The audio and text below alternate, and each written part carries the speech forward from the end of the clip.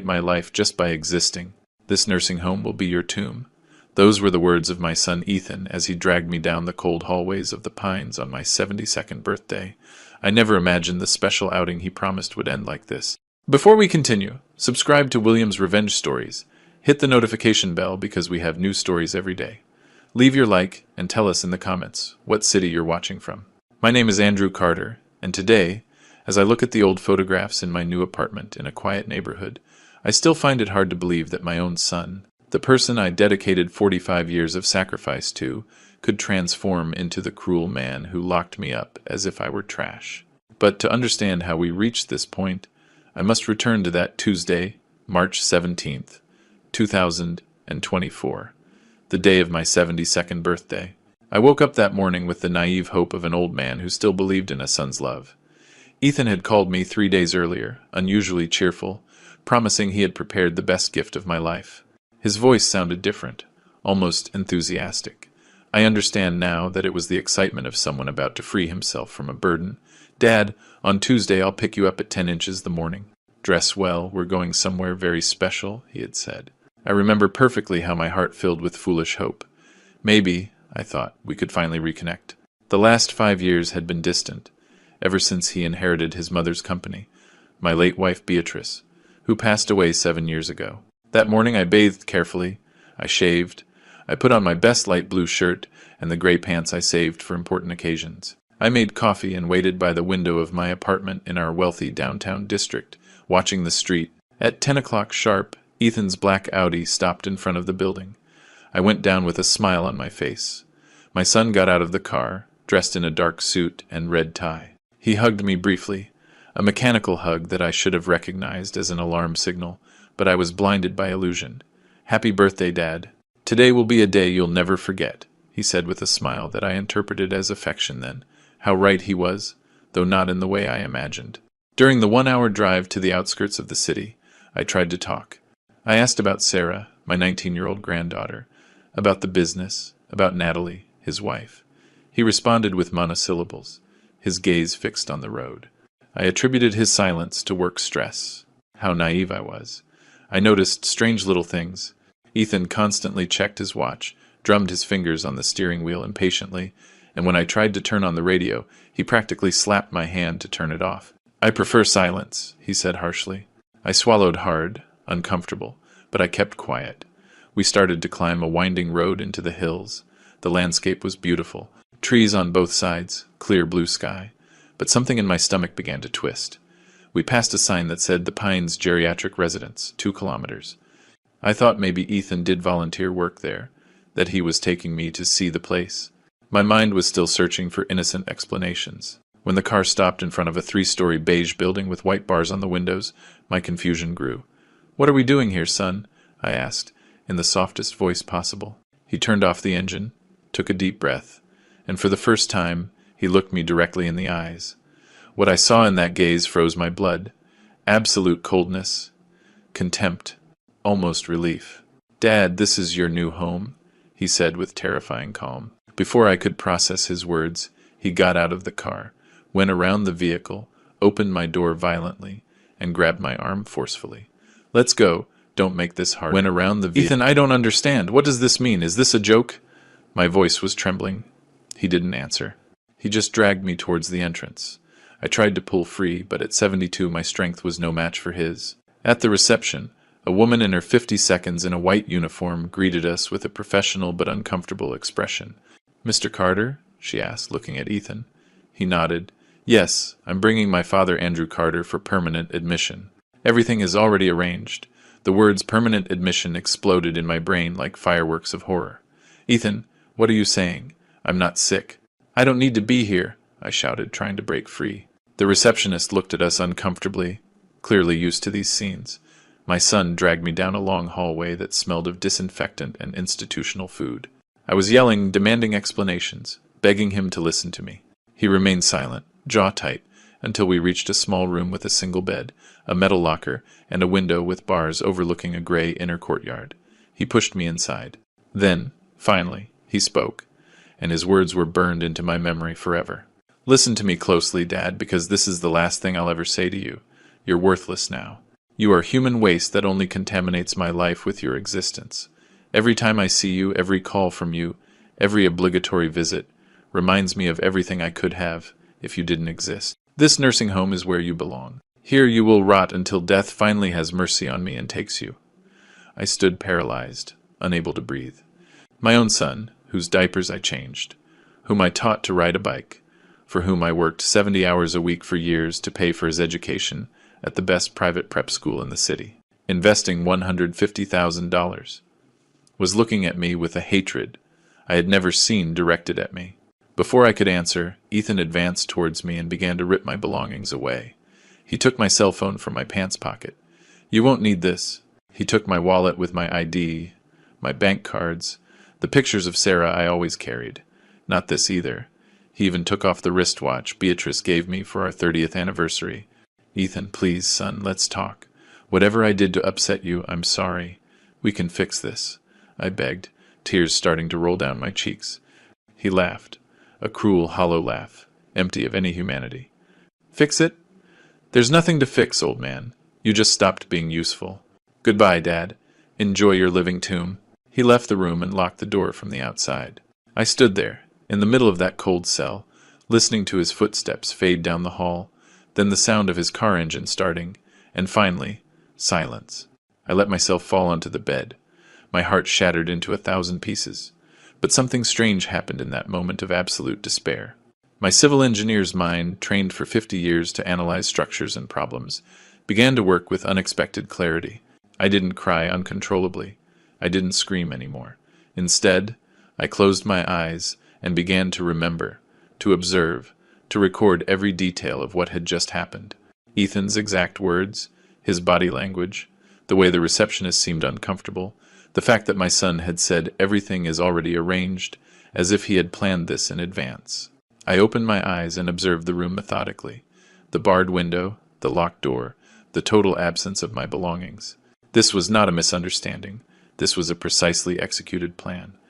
And it was in that moment, sitting on that hard bed in a nursing home that smelled of loneliness and abandonment, that I made the most important decision of my life. If my son believed he had destroyed me, if he thought I would give up and die quietly in this geriatric prison, he was deeply mistaken. I would not seek blind revenge. I would seek something much more powerful. The truth, justice, and maybe, just maybe, a lesson my son needed to learn before his soul was completely lost in the darkness. But for that, I would need time, patience, and above all, to keep a cool head. Because if my career as an engineer had taught me anything, it was that the best structures are built with careful planning, not with impulsive reactions. I dried my tears, I took a deep breath, and I began to observe everything around me with new eyes. Not the eyes of a victim, but the eyes of a strategist who had just received the most important challenge of his life. And what Ethan didn't know, what he could never have imagined in his worst nightmares, was that the director of this nursing home, the man who signed the admission papers, was Jake Miller, my best friend of 43 years. But that, my son would find out very soon. The first few days at the Pines passed with a slowness that would have broken any lesser man. But I, Andrew Carter, had built bridges that supported tons of weight. I knew that true strength isn't measured in screams, but in the ability to maintain lucidity when everything is collapsing. The morning after my confinement, a young nurse entered my room. Her name was Rose Evans, according to her ID. She brought a tray with an institutional breakfast, watery coffee, dry toast, a small packet of jelly. She observed me with that mix of pity and professionalism that she surely applied to all the elderly residents. "Good morning, Mr. Carter. How did you sleep?" she asked in a soft voice. I could have screamed the truth. I could have told her that my son kidnapped me against my will. But something inside me warned me to be strategic. "Good morning, Rose," I replied with a calm that surprised even me. "I could be better, but I appreciate your kindness." She blinked, clearly not expecting coherence from someone who supposedly suffered from severe dementia. During those first 3 weeks, I established a meticulous routine. Every morning I woke up at 6, did light exercises in my room, washed carefully. When the staff came in, I chatted with them politely, asked about their families, remembered their names. I wanted everyone to see that my mind was working perfectly. Rose became my main source of information. One afternoon, while she was bringing me the medication that I pretended to take, but hid under my tongue to spit out later, I asked her casually. Rose, did my son talk to you when he brought me? She hesitated, uncomfortable. Mr. Carter, I shouldn't. Please, I insisted gently. I just want to understand what he told you. I have a right to know, don't you think? She sighed, looking towards the door to make sure no one was listening. Your son explained to us that you requested to come here voluntarily. He said you had become aggressive lately, that you have violent episodes, that you forgot important things like leaving the stove on. He showed us supposed medical reports indicating advanced Alzheimer's. Every word was a carefully constructed lie. I felt rage boiling in my veins, but I kept my face serene. And what do you think, Rose? Do I seem aggressive or demented to you?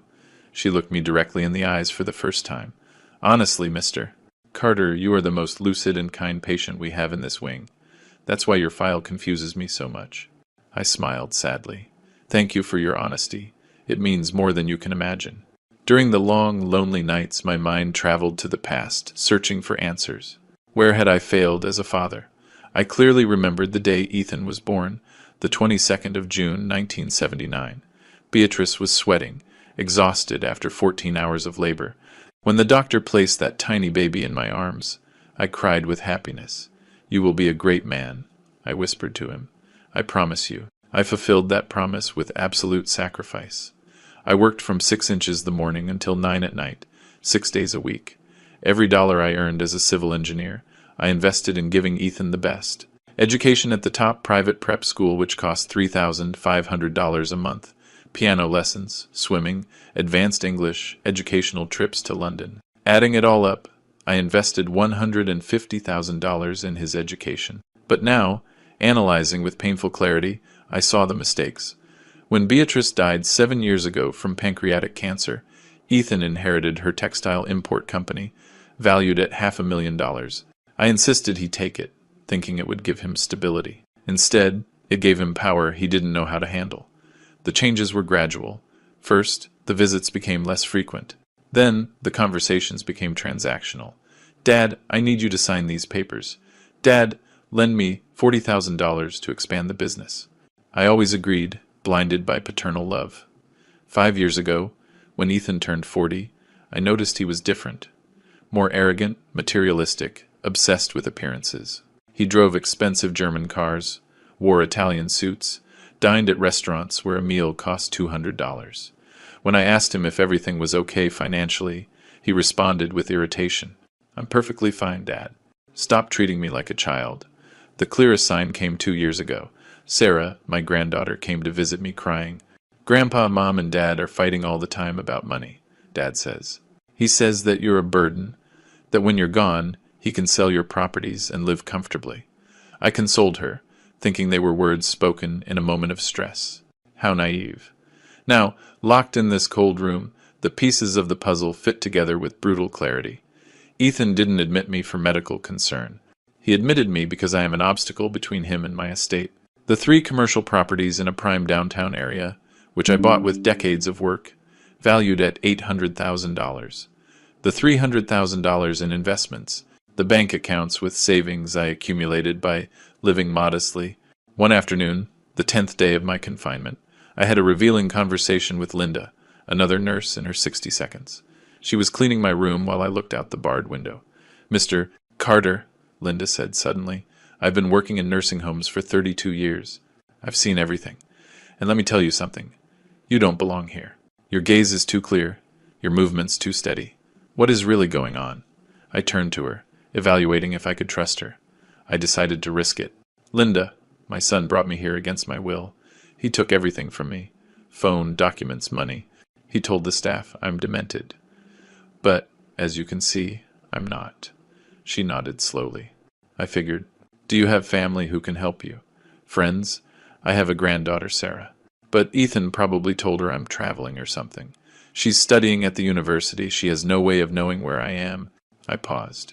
And I have friends, yes, but without a phone, without any way to contact the outside. Linda interrupted me in a low voice. The director of this home, Mr. Miller, is a fair man. He makes personal night rounds, checking that everything is in order.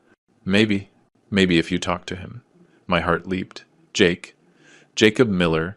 How had I not thought of it before? When Rose mentioned the Pines that first day, The name sounded familiar, but my brain was too traumatized to connect. Now I remembered. Jake had told me years ago that he managed a geriatric residence on the outskirts of the city. "Linda," I said urgently, "is Mr. Miller's first name Jacob?" She nodded. "Yes, Jacob Miller. Do you know him?" A small smile, the first in days, appeared on my face. "Linda, Jake, and I built the Austin Municipal Building together in 1982. We've been friends for 43 years. Linda's eyes lit up. "Then there's hope, Mr. Carter. Mr. Miller passes by the rooms around 11 at night. I'll be on watch. When he comes, I'll give you a signal." That night, I waited awake, my heart beating hard. At 11:15, I heard footsteps in the hallway. The door opened gently. A tall man entered, 68 years old, gray hair perfectly combed, metal-framed glasses. He wore a white medical director's coat and carried a clipboard. Our gazes met. I saw his eyes widen with absolute shock, disbelief transforming into recognition. "Andrew," he whispered, his voice cracking. "Hello, old friend," I replied, with a calm I didn't feel. "I suppose we have a lot to talk about." Jake closed the door behind him carefully, making sure no one else was in the hallway. His face had gone from initial shock to a mixture of indignation and absolute confusion. He approached my bed with quick steps, leaving the clipboard on the metal nightstand. "Andrew, for God's sake, what the hell are you doing here?" he whispered intensely. "I reviewed your file 2 hours ago when Linda alerted me that something strange was happening with the patient in room 214. When I saw your full name on the documents, I thought it was a mistake, a coincidence. Andrew Carter can't be admitted to my nursing home as an advanced dementia patient. I saw you 6 months ago at the anniversary of the Austin City Hall construction, and you were perfectly fine." I sat up in bed, gesturing for him to take the only available chair. "Sit down, Jake. What I'm about to tell you is hard to believe, but I need you to listen to me until the end without interrupting." He dropped into the chair, taking off his glasses to rub his eyes wearily. "Talk. I've known you for 43 years. I know when something is terribly wrong." For the next 20 minutes, I told him everything. The fake special birthday outing, Ethan's cruel words, how he stripped me of my belongings, the lies he told the staff about my supposed dementia and violence. Jake listened with a tense jaw, the veins in his neck standing out with each revelation. When I finished, he was silent for almost a full minute, processing the information. Finally, he spoke, his voice trembling with contained rage. "Andrew, this is kidnapping. Forced institutionalization without legitimate medical cause. I can get you out of here right now. I'll call the police. I'll report your son for—" "No," I interrupted him with surprising firmness. He looked at me, stunned. "Not yet, Jake." "What do you mean, not yet? They're holding you prisoner. Your son committed a serious crime." I took a deep breath, choosing my words carefully. "Listen to me. If we act impulsively now, Ethan will just say it was a misunderstanding, that I consented to the admission and then got confused. He has false documents. He probably bribed some corrupt doctor to sign non-existent diagnoses. You know how the legal system works. It will be my word against his, and he has papers to back him up." Jake leaned forward, lacing his fingers. "So, what do you propose? I need to observe more, understand the full magnitude of what he's doing, because I suspect this isn't just spontaneous cruelty. Ethan planned this meticulously, which means there's more. He's probably trying to access my estate, forge documents, sell properties. If I get out now, he'll just adjust his strategy and be more careful. But if I stay here a few more weeks, under your discreet protection, we can gather irrefutable evidence." Jake's face showed an internal conflict between the impulse to help me immediately and the cold logic of my argument. He finally nodded slowly. "You're right. It's what an engineer would do. Analyze the entire structure before intervening. But Andrew, I won't leave you in this miserable room for another day." He stood up with determination. "Tomorrow morning, I'll move you to the suite on the 3rd floor, the one we reserve for family members of patients visiting for long periods. It has a private bathroom, television, internal phone. Officially, you'll still be a patient, but in reality, you'll be my protected guest. How much of an estate is your son targeting?" I leaned back against the cold wall. 3 commercial properties in prime locations, valued together at $800,000. Investments in bonds and stocks for about $300,000. Savings accounts at Bank of America with around $220,000, accumulated over 40 years of work. Total, $1,320,000, more or less. Jake whistled low. A powerful motive to lock up a father. Does he have access to any of that currently? Not directly, but if he manages to have me declared mentally incompetent using those false documents you mentioned, he could request legal guardianship and take control of everything. That's why it's crucial he doesn't know that you and I know each other. As long as he believes I'm completely isolated, vulnerable, and without resources, he'll feel safe to act, and every action he takes will be evidence. Jake walked to the window, looking at the dark courtyard. You mentioned you have important documents. Where are they? I smiled for the first time with genuine cunning. In the double lining of my wallet. Ethan took it, yes, but he was always careless with details. He probably threw it in some desk drawer without checking it thoroughly. If we manage to recover it, we'll find reduced photocopies of the property deeds, access codes to my safety deposit box at the Bank of America Main Street branch, and the direct phone number of Evan Shaw. Evan Shaw, the corporate lawyer? The same, my personal lawyer for 22 years. He has copies of all my legal documents, wills, powers of attorney. Yes, Jake, you can contact him discreetly on my behalf. He can start a silent investigation into Ethan's activities. Evan is meticulous, a former prosecutor. He'll know exactly what to look for. Jake returned to the chair, now with the expression of a military strategist.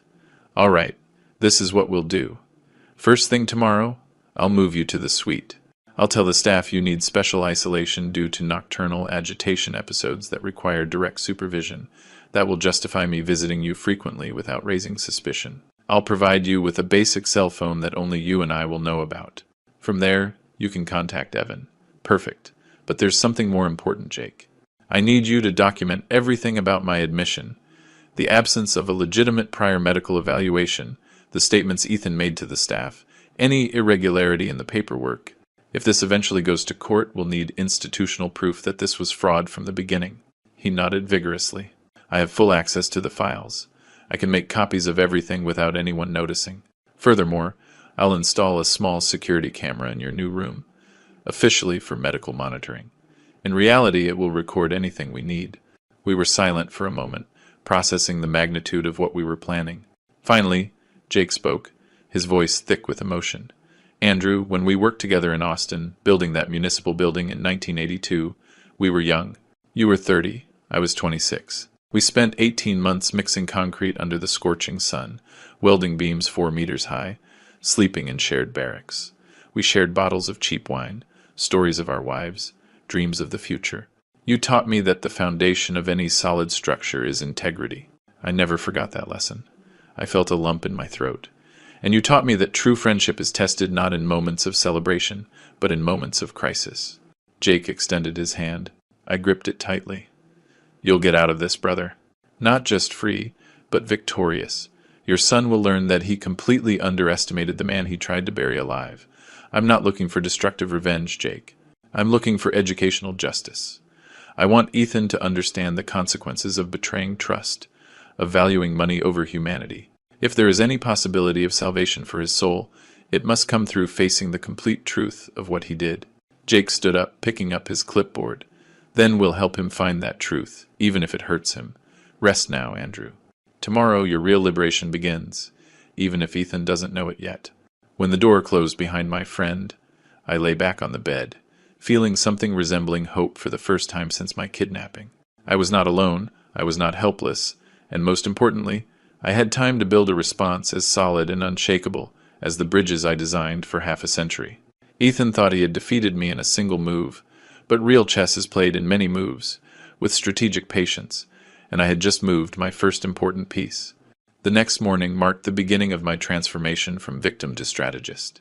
Jake kept his word with military efficiency. At 7 a.m, 2 orderlies entered my room with a wheelchair, explaining to the staff on duty that the director had ordered my transfer to Suite 312 for specialized supervision needs. The new room was another world compared to the cell where Ethan locked me up.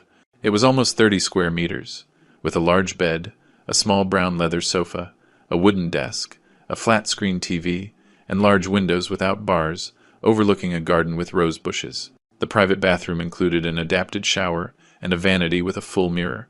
It was, essentially, a modest but dignified apartment.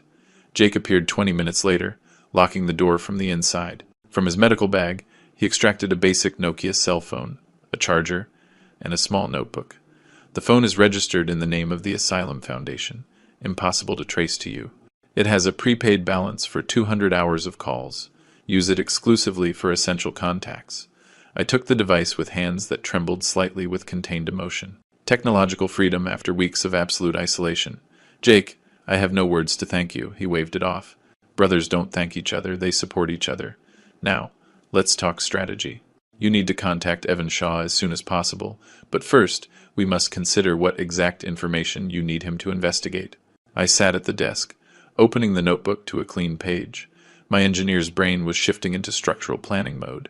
First, I need Evan to check all the bank accounts under my name. If Ethan tried to access them, there will be digital traces. Banks record every login attempt, every information request, every suspicious movement. Jake nodded as I wrote. Second, he must verify the legal status of my 3 properties. If Ethan is trying to sell or mortgage them, he'll need to forge my signature on deeds. That leaves notarial evidence. Third, I want to know if he filed any legal requests for guardianship or legal incapacitation based on those false medical diagnoses. And regarding your wallet? Jake asked. You mentioned documents hidden in the lining. I closed my eyes, visualizing every detail of that brown leather wallet I had used for 15 years. In the secret compartment behind the card section, there are reduced photographs of the property deeds for Main Street, Oak Avenue, and Maple Drive. Also the 6-digit code for my safety deposit box at Bank of America, 739215, and Evan's business card with his direct number handwritten on the back. Jake was writing furiously. Do you think Ethan checked that compartment? My son inherited many things from his mother, but attention to detail was not one of them. Beatrice was organized and meticulous. Ethan was always impatient, acting on impulse. He probably emptied the wallet of visible cards and cash, assuming he had everything. The secret compartment requires pressing 2 side buttons simultaneously while sliding the lining. It's not obvious. Then it's likely those documents still exist. Where do you think he kept your belongings? I reflected, remembering Ethan's personality. Knowing his ego, he probably left them in his office at the company, the one he inherited from Beatrice in the financial district. He likes to keep trophies of his victories nearby. Besides, if he plans to forge documents, he would need to study my signature, which means keeping samples accessible. Jake got up, walking to the window. Evan could hire a private investigator to recover that wallet. Or better yet, if we get evidence that it contains your stolen documents, the police could get a search warrant. Not yet, I repeated firmly. Every premature action will alert Ethan that there's resistance. I need him to feel absolutely secure, invincible, so that he makes bigger and bigger mistakes. Confident criminals are careless criminals. Jake returned to the sofa, studying me with a mix of admiration and concern. Andrew, I understand the logic, but voluntarily staying here while your son thinks he's destroyed you. Are you sure you can emotionally handle it? The question was valid. During these weeks I had cried in the lonely night. I had felt my heart break every time I remembered the little boy who used to hug me, shouting, "Dad!" when I came home from work. But something bigger than my personal pain was at stake. Jake, if I give in now to the impulse to escape and report him, Ethan will receive legal punishment, yes. Maybe a few months in jail, a fine, a criminal record. But his soul will still be rotten. His understanding of what he did will remain superficial. There will be no real transformation, only resentment for being caught. I stood up, feeling absolute conviction. But if I build this correctly, if I document every lie, every betrayal, every act of cruelty, and then present it to him not just as legal evidence, but as a moral mirror, there is a microscopic possibility that something in him will awaken, that he will look at that mirror and finally see the monster he became. And if there is even a 1% chance of saving his humanity, it's worth the additional suffering. Jake had tears in his eyes. You're a better man than I am, brother. I would just want to destroy him. Destruction is easy. Reconstruction is the true challenge of engineering, whether it's of buildings or human souls. We spent the next hour developing a detailed plan. Jake would contact Evan that same afternoon, using a secure phone from his private office. He would explain the complete situation, sending him photographs of my fraudulent file as preliminary proof. Evan would begin an immediate discreet investigation into suspicious financial movements. Furthermore, Jake would install a miniature security camera in my suite, officially for medical monitoring. In reality, it would record our strategic meetings as documentary backup. He would also provide me with internet access via a personal tablet, allowing me to research relevant laws on forced institutionalization, fraudulent guardianship, and elder rights. One more thing, I said as Jake prepared to leave. I need you to record conversations with the staff about what Ethan told them during my initial admission. His false statements about my supposed violence and dementia. Testimonies from Rose, Linda, whoever interacted with him. Every documented lie is future ammunition. Consider it done. Rose has already expressed doubts to me about your diagnosis. I'm sure she will testify if necessary. After Jake left, I sat at the desk with the cell phone in my hands. I had Evan's number memorized after 22 years of professional relationship, but I decided to wait until Jake made initial contact. It was important for Evan to receive the full context before hearing my voice, to avoid emotional reactions that could compromise the investigation. Instead, I opened the notebook and began to write a detailed chronology of events.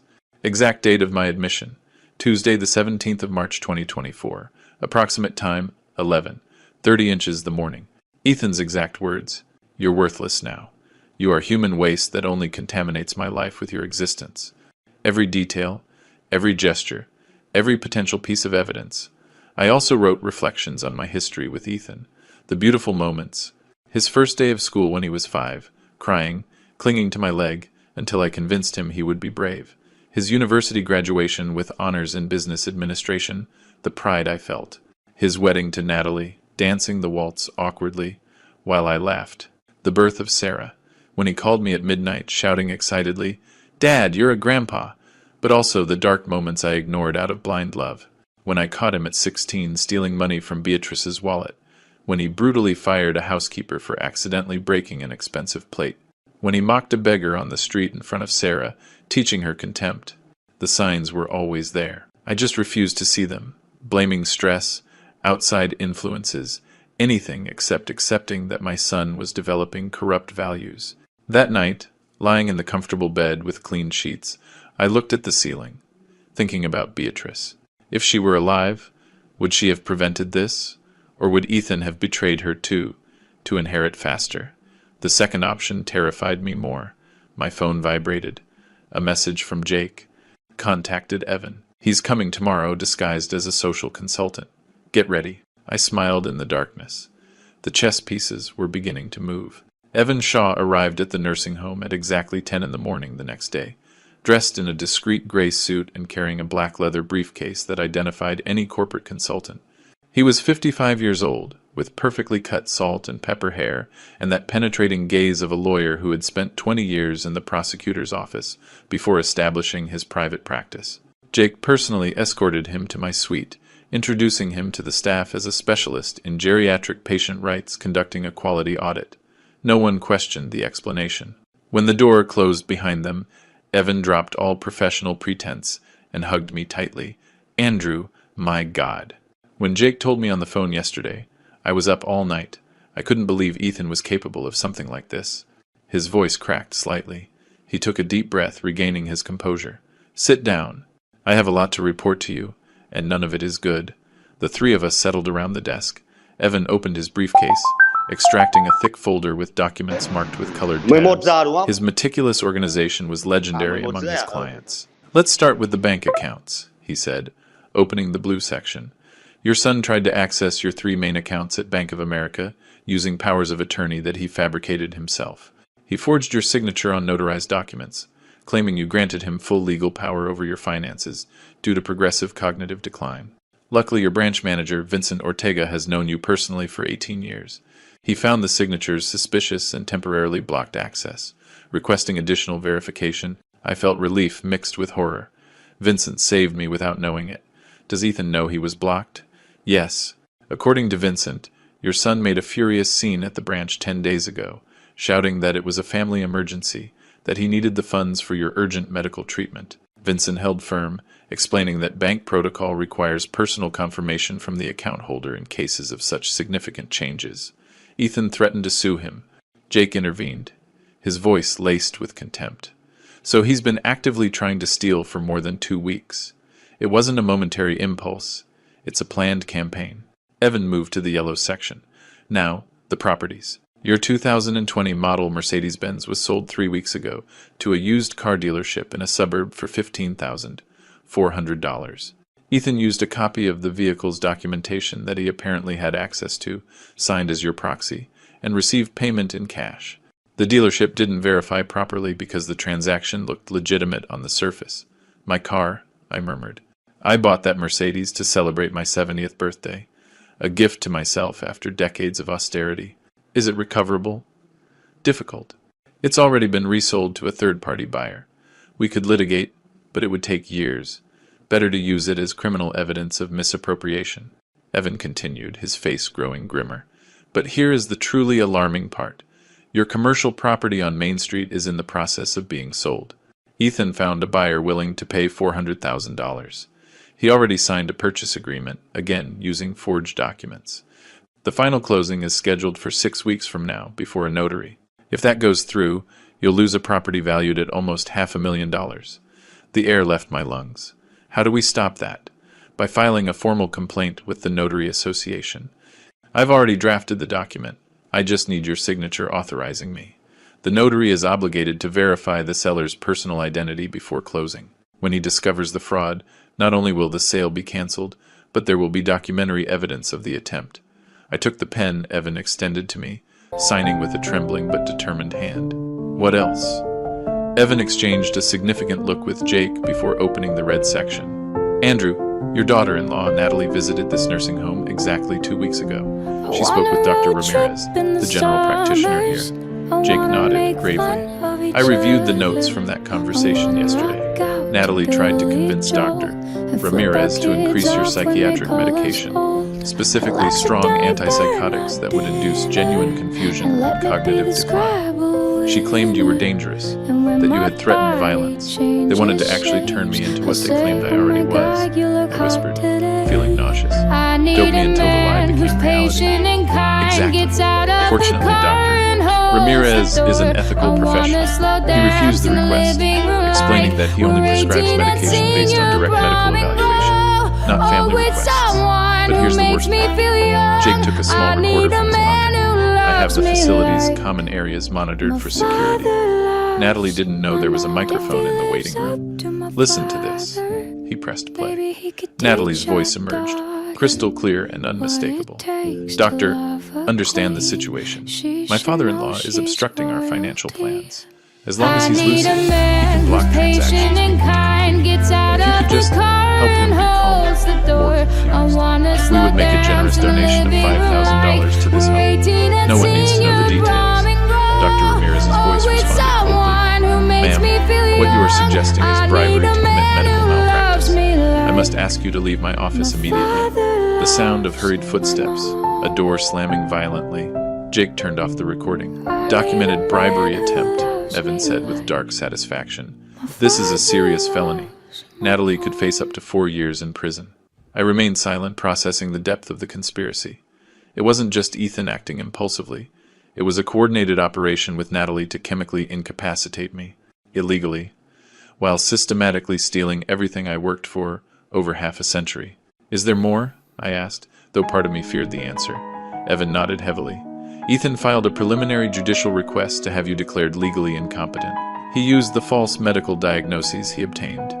God knows how, probably by bribing some unscrupulous doctor. The hearing is scheduled for 2 months from now. If the judge approves the incapacitation without you present to defend yourself, daughter-in-law didn't Ethan show would up obtain at my full legal guardianship, total control over your person and your estate. Then we have 2 months to build a complete counterattack, I said, feeling my determination crystallize. Evan, I need you to document absolutely everything. Every bank fraud attempt, every forgery, every bribe. We will build a criminal case so solid it's irrefutable. I'm already on it. But Andrew, Evan looked at me directly. Why not get out now? We have enough evidence to arrest Ethan and Natalie today. Why wait? I got up, walking to the window overlooking the garden. An old man was walking slowly among the rose bushes, pushed in a wheelchair by a young nurse. I thought of all the elderly parents betrayed by greedy children, reduced to objects, to monetary obstacles. Because I want Ethan to go all the way, I replied without turning. I want him to execute his plan completely, to believe he has won, to savor that false victory. Only then, when he is most confident and vulnerable, will we show him the full mirror of his monstrosity. The fall from a greater height generates a greater impact, and only an absolute impact has a microscopic chance of genuine transformation. Evan closed his folder slowly. You're playing chess while your son is playing checkers. He has no idea the opponent he's facing. My son taught me something without meaning to, I said, turning to them. He taught me that paternal love has limits, that a moment comes when you must choose between protecting your child from consequences or protecting them with consequences. I have spent 72 years choosing the first option. It's time to choose the second. Jake approached, placing a hand on my shoulder. And if this doesn't change him, if it's too late for his redemption, then at least you'll stop him from destroying others. Sarah, future partners, employees, anyone who crosses his path. Sometimes saving a soul means first breaking it completely, to rebuild it from a solid foundation. The three of us fell silent, united by a common purpose. Evan finally spoke. I'll continue investigating. Every week, I'll bring you updates disguised as audits. We will document everything, down to the last detail. After they both left, I sat down to write a long letter to Sarah. She deserved to know the truth. Eventually, but not yet. First, I had to complete this architecture of educational justice, brick by brick, proof by proof. My phone vibrated. A message from Jay. Rose reports that Ethan hasn't called even once to ask how you are. 4 weeks of absolute silence. 4 weeks since he abandoned me here to die. Forgotten. I smiled bitterly. Perfect. Every day of abandonment was another line in the file on his cruelty. On the exact day I completed 3 months locked in the Pines, a rainy Thursday in mid-June, I heard desperate knocking on the door of my suite. It was 4 in the afternoon. Jake had gone to an administrative meeting at City Hall.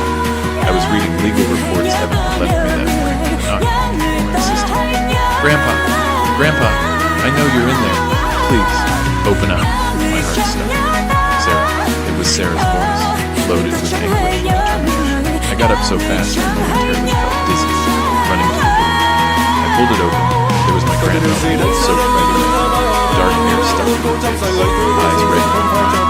She was carrying a university backpack with her shoulder, and in her hand, she held a cell phone showing a screen with the assignment. We looked at each other for an eternal second before she threw herself into my arms, sobbing against my chest. Grandpa, I finally found her. I hugged her with a strength I didn't know I still possessed, feeling 3 months of concentrated pain flowing through that contact. Sarah, my girl, how? She pulled away slightly, wiping tears with the back of her hand. Come in, we have a lot to. Does anyone else know I came? Just the reception staff, I guess. Come in, quick. I closed the door, guiding her to the sofa. She dropped her backpack, looking around the suite with a mixture of relief and confusion. This place is... I didn't expect this. Dad said you were in a specialized clinic in Switzerland for experimental Alzheimer's treatment. Your father lies extraordinarily well when it suits him, I replied with a bitterness I couldn't hide. Sit down, Sarah. I need to tell you the whole truth before he finds out you found me. For the next half hour, I told her everything. The fake birthday outing, the cruel words, the stripping of my belongings, the forced isolation. She listened, her expression transforming from shock to horror to contained fury. When I mentioned Natalie's attempt to drug me through medical bribery, Sarah stood up abruptly. I knew something was wrong. Grandpa, 2 months ago I started noticing strange things. Dad would come home with bags from expensive stores. Mom had new jewelry every week. They bought a new Audi, a 6 for $62,000, paid in cash. When I asked where so much money was coming from, Dad said the company was booming. She sat down again, pulling a small notebook from her backpack. But I study psychology, Grandpa.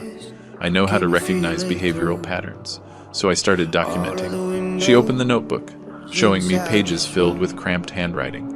I recorded every big purchase, every trip, every strange expense.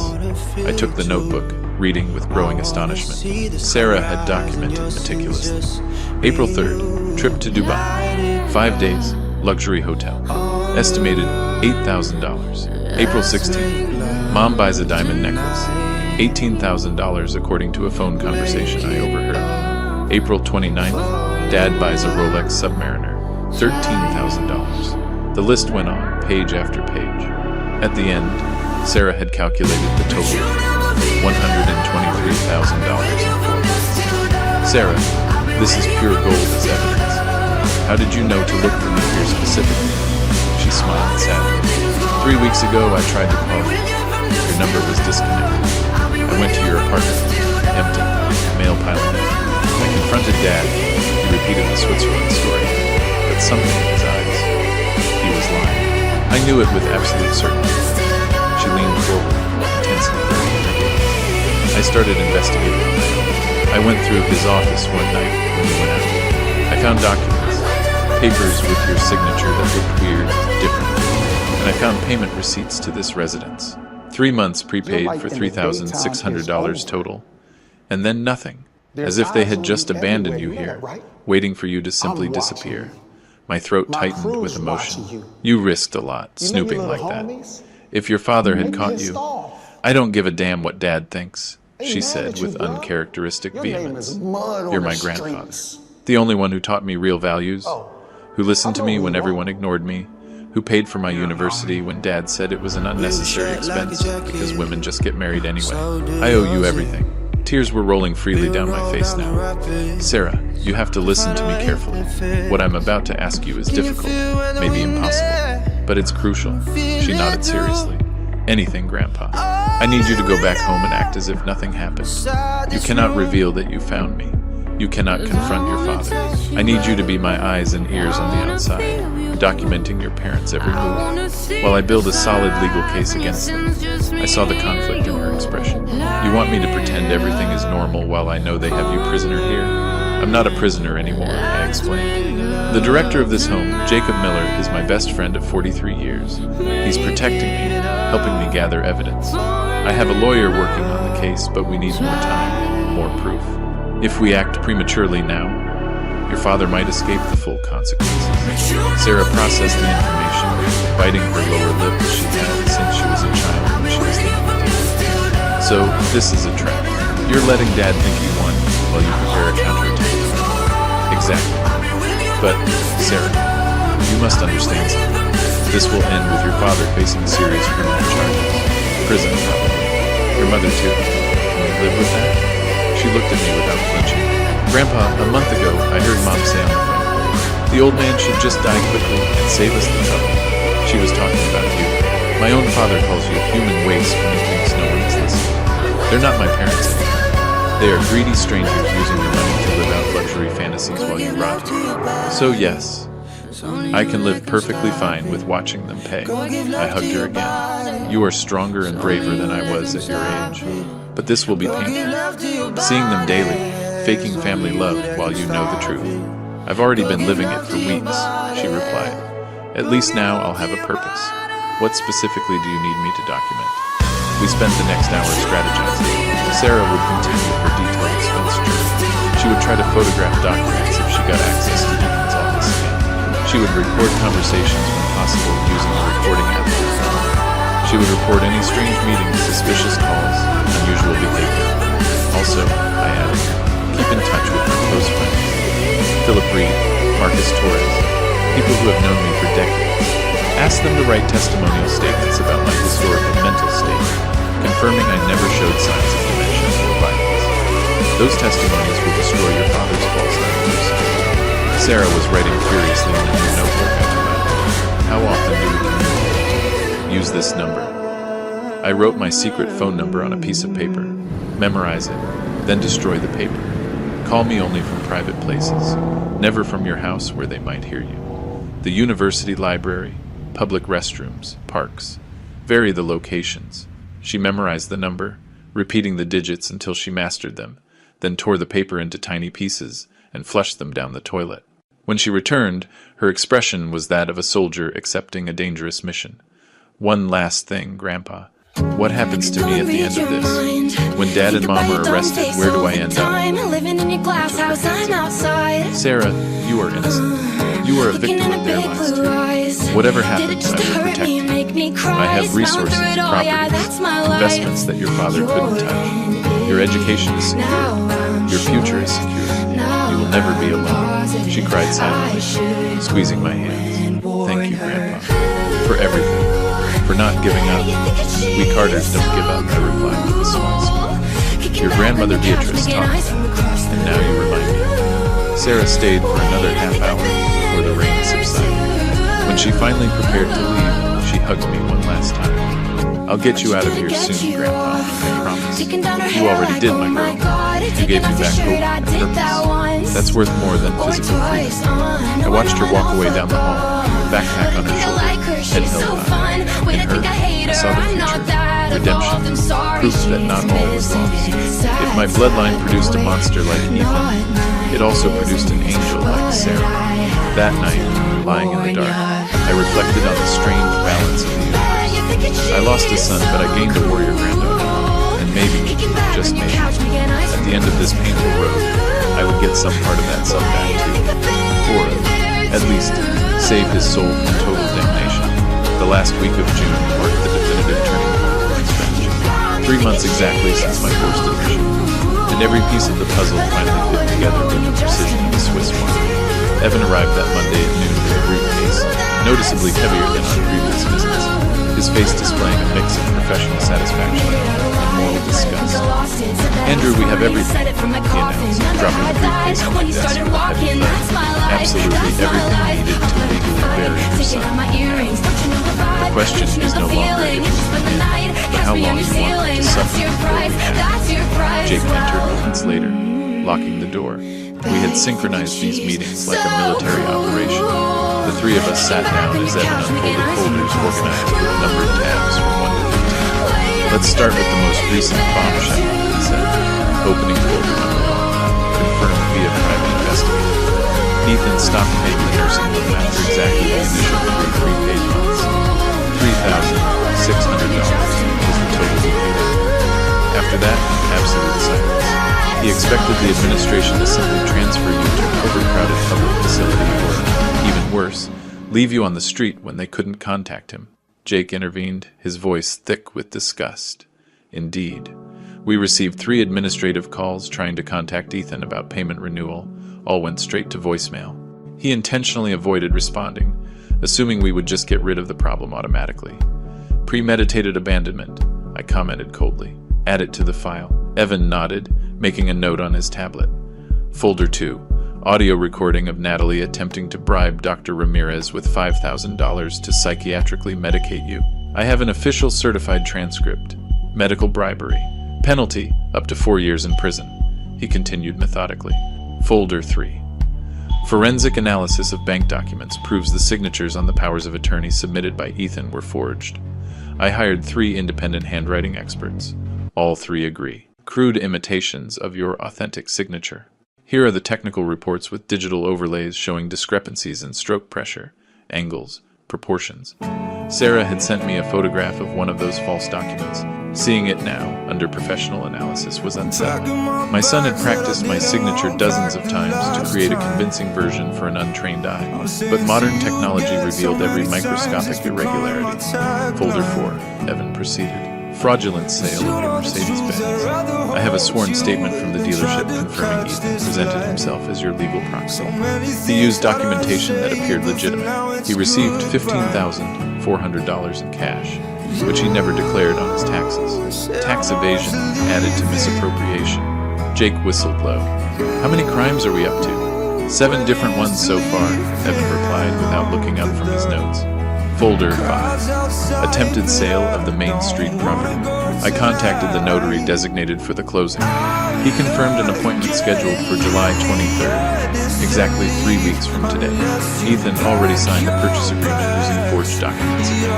The notary accepted my formal complaint, blocked the transaction, and initiated an internal investigation. "Does the buyer know what's happening?" I asked. "Yes. A man named William Symes, a legitimate businessman who thought he was making an honest deal. He's furious with Ethan, threatening to sue for damages for wasting his time and resources on due diligence. He could be a valuable witness at trial." Evan opened folder 6 with a particularly grim expression. "This is perhaps the most disturbing. Sarah provided me with her journal documenting the extravagant spending of your stolen funds. I hired a forensic accountant to trace the exact origin of the money.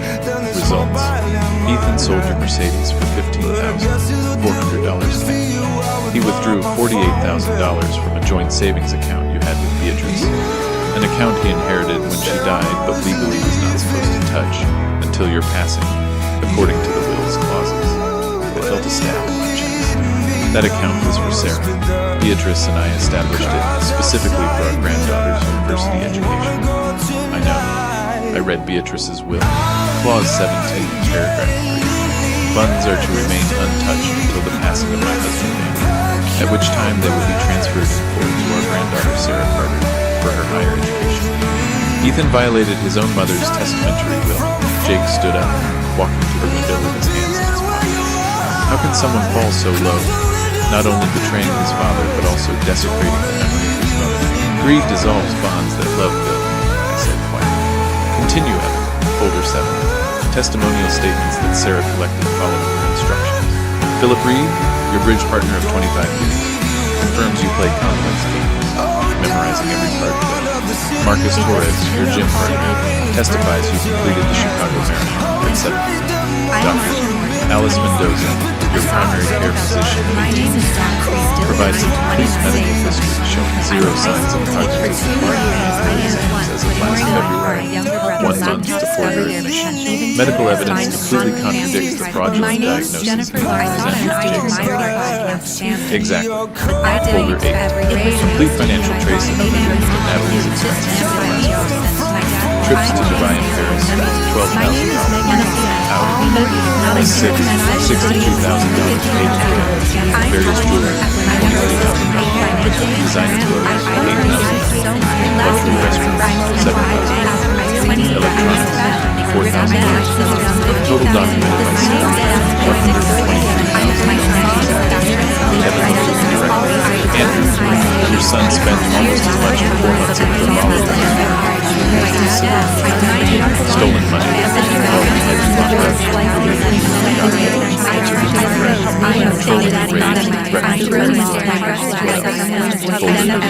Judicial request for legal incapacitation filed by Ethan 6 weeks ago, based on medical reports and investigations. The supposed doctor who signed Ethan's Alzheimer's diagnosis turns out to be Ramon Davis, a retired doctor who lost his license However, he apparently sells signatures. How much did Ethan pay?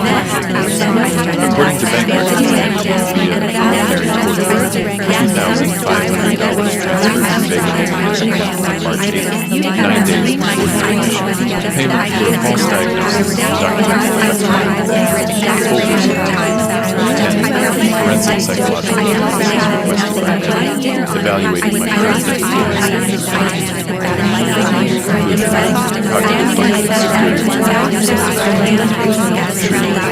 testimonies from Rose confirming my consistent complete asset investigation of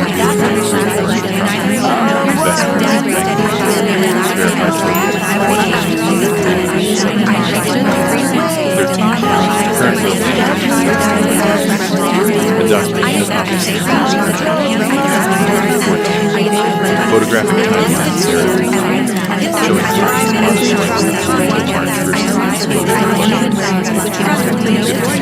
audio recording of Sarah where Natalie said the old man will sell everything. Imagine a life when Evan finished, silence filled the room. 17. 3 additional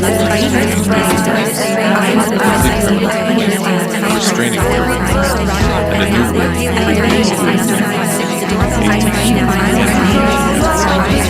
You haven't a criminal prosecution.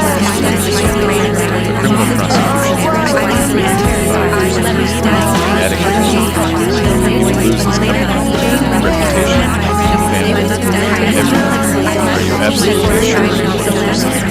Closing visualizing. 5 years old, crying after falling off the car, to meet family and screaming. Dad, but that boy died, replaced by a man. Proceed with everything. Hope. But with one modification.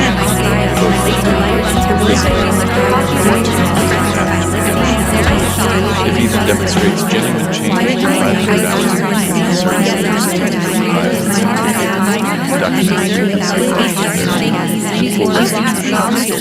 you can receive a small monthly pension. Not for but a dignified survival. Sarah will inherit 80% of the condition of funding. It's not a it's a final chance to save his soul. But I need to know that I'm trying. Jake smiled and said, "You're a better man than your son deserves. Perhaps. Or perhaps I'm just a father who can't completely give up hope." The first day of July dawned with a clear sky and a pleasant 22-degree temperature. A perfect day for freedom. At 9 inches in the morning, a court officer knocked on the door of my suite, handing me a sealed envelope with the court's insignia. Jake was present as a witness. "Mr. Andrew Carter," the officer read formally. My name is Lisa "You are Bennett, hereby notified that an 34 order for years your old, immediate and my release world has been came issued crashing following a down review the of day your my tech case. startup in You are Austin, free from this Texas went institution. bang. My name is Effective all in the review. blink of an eye. Furthermore, I'm 31 a and I've protective spent order most has of my been life issued with against years my of client, relentless At my own dinner writing, table, my tri-state father kitchen. sat That prohibiting night, them I from wrote that directing vanished or on my You and indirecting your paper, kid are leaving nothing but buried leeches in sucking my my family I dry. signed the acknowledgement My mother of smiled, surprisingly steady. nodding like she'd 3 been months of waiting for planning that had moment all culminated, her but this life. was just the beginning of phase 2. They were Communication sitting from my in customers. sitting down Evan at had pages coordinated everything to take place. I would not return to stared back and said, Instead, I moved to an apartment I bought 15 years ago. silence was desperate. They The didn't property know was I was placed in this according to record. the report's absolute secrecy. She probably A refuge I had chosen family precisely never for did her emergency. The apartment was on the I floor smiled too wide when Christmas started. 60 square meters, God had it all together. small balcony. My mom baked pies for Mr. Rappaport. My dad shook hands like a Jake would come to me in person, comfortably settled. Check off. I have a guest room that's This place represents me. Besides, it's better that you can't trace me to know this. As we were organizing myself and Sarah, Dad just received a wire from my circuit. I hear him mentioning the critical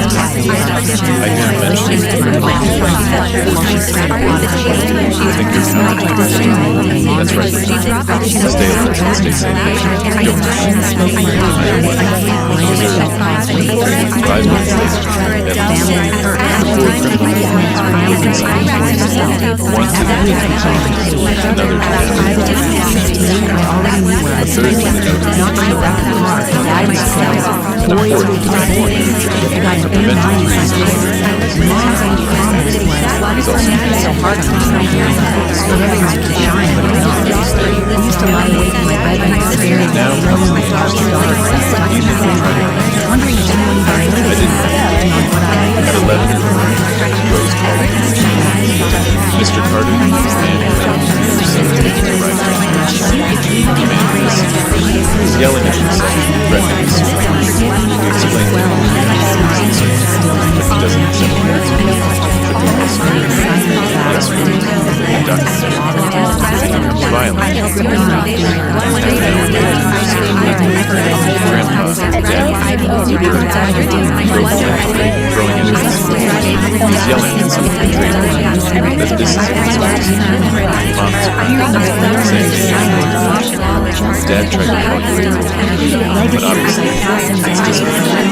Now he's going to I smiled upset. Philip, Marcus, and the others had been instructed to news was told. At 2 a.m., Natalie appeared at Evan's office without he called me to the rescue and their daughter She said she wants to should I see before he agrees to talk, but make it clear that there's no negotiation.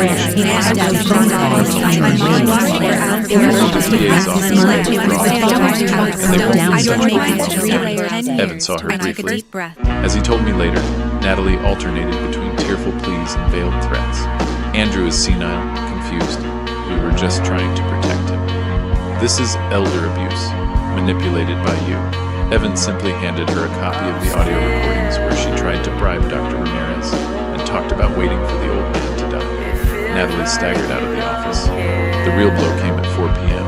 The prosecutor assigned to the case, a woman named Beatrice Romero with a reputation for being relentless, summoned Ethan and Natalie for a mandatory deposition on July 9th. Evan had presented such an exhaustive file that the prosecutor decided to proceed immediately without further investigation.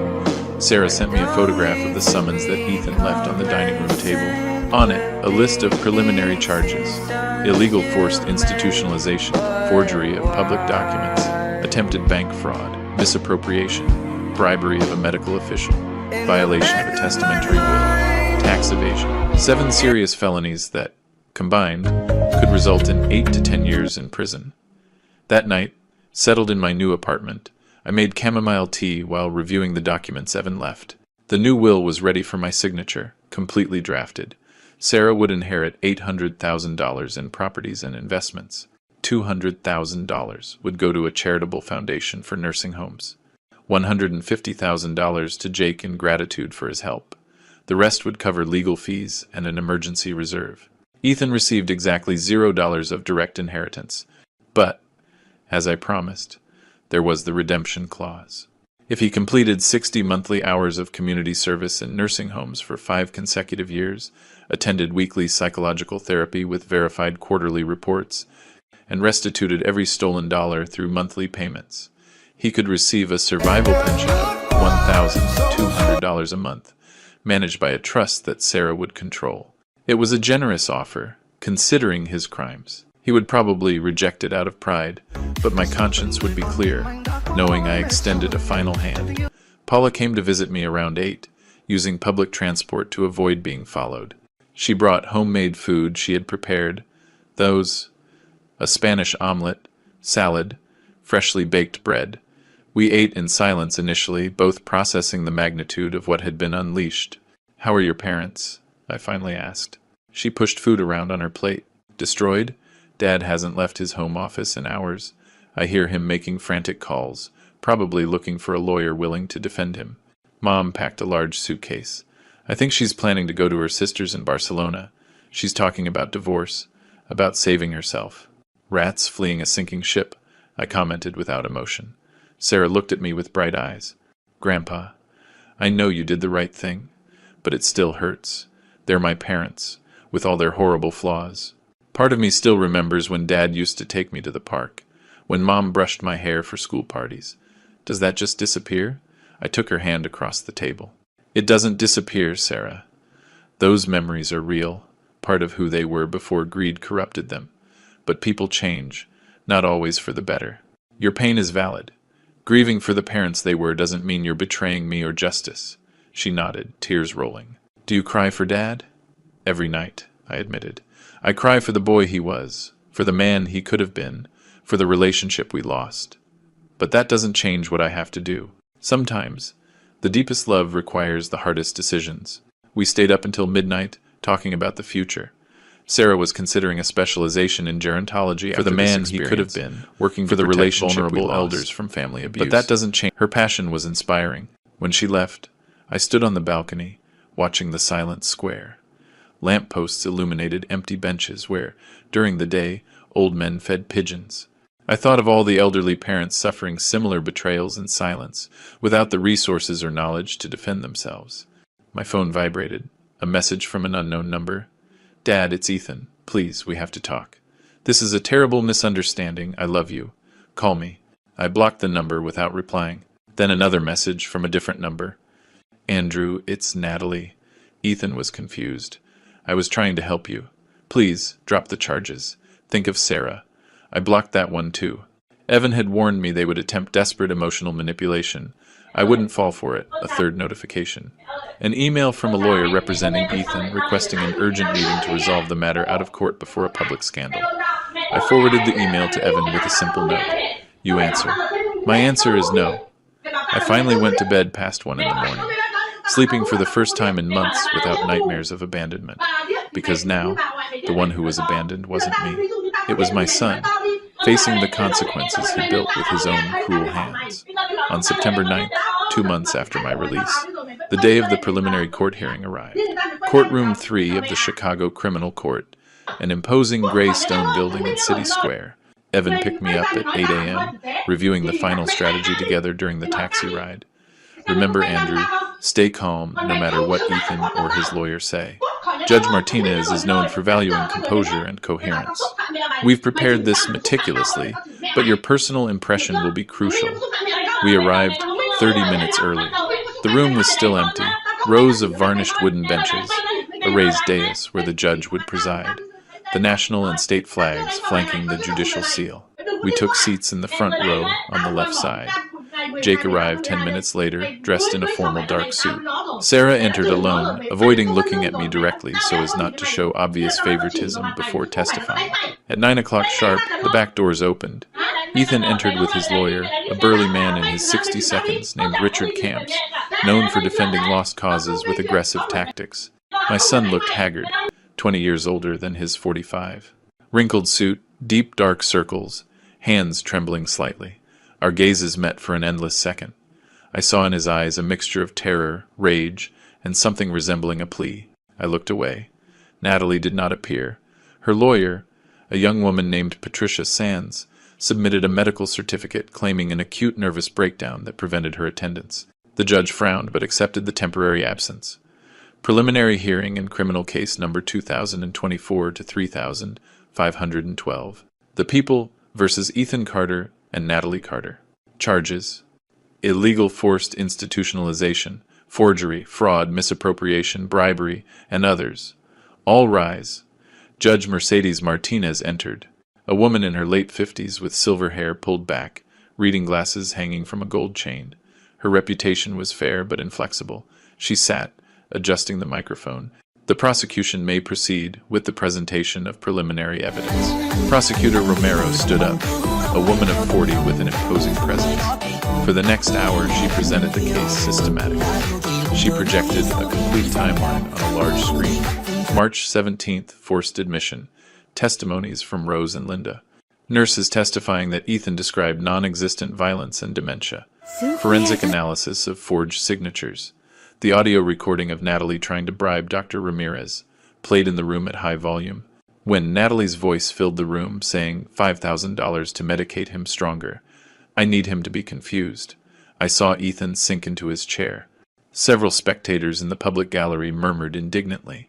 Jake testified first. I have known Andrew Carter for 43 years. We built the Austin Municipal Building together in 1982. He is a man with a photographic memory, a brilliant analytical mind.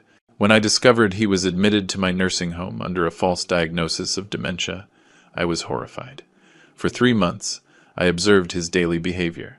He never showed a single sign of cognitive decline. He played chess with me. We discussed international politics. He solved advanced crosswords. His admission was a complete fraud. Lawyer Camps tried to cross-examine. Isn't it convenient, Mr. Miller, that you, being a friend of the alleged victim, provided him with a privileged room and helped him fabricate this accusation against a loving family? Jake looked at him with cutting coldness. What would have been convenient, counsel, was to immediately report the fraud to the authorities. I didn't do so because Andrew convinced me to methodically document every aspect of his son's criminal conspiracy, and thanks to that strategic patience, we have irrefutable evidence. Rose and Linda testified next, corroborating everything. Rose added a devastating detail. Ethan Carter did not call a single time in 3 months to ask about his father. Not once. He stopped paying after the initial period, as if he had thrown away trash, expecting someone else to pick it up. I've worked with the elderly for 12 years. I've seen negligence, but never abandonment this calculated. Evan presented the bank files showing the fraudulent access attempts. Vincent Ortega, the Bank of America manager, testified about the forged powers of attorney and Ethan's erratic behavior when they were blocked. It was Sarah's turn. My granddaughter walked to the stand with a dignity that filled me with pride. She swore to tell the truth, placing her hand on the Constitution, her voice firm. Prosecutor Romero guided her gently. Sarah, explain to the court your relationship with the defendant. Ethan Carter is my biological father. Mr. Andrew Carter is my paternal grandfather. And what did you observe in the months following your grandfather's admission? Sarah opened her journal, reading with a voice thick with controlled emotion. My parents were suddenly living like millionaires. International trips, luxury cars, expensive jewelry. When I asked where the money was coming from, Dad said the company was booming, but I checked the company's financial statements that he left in his office.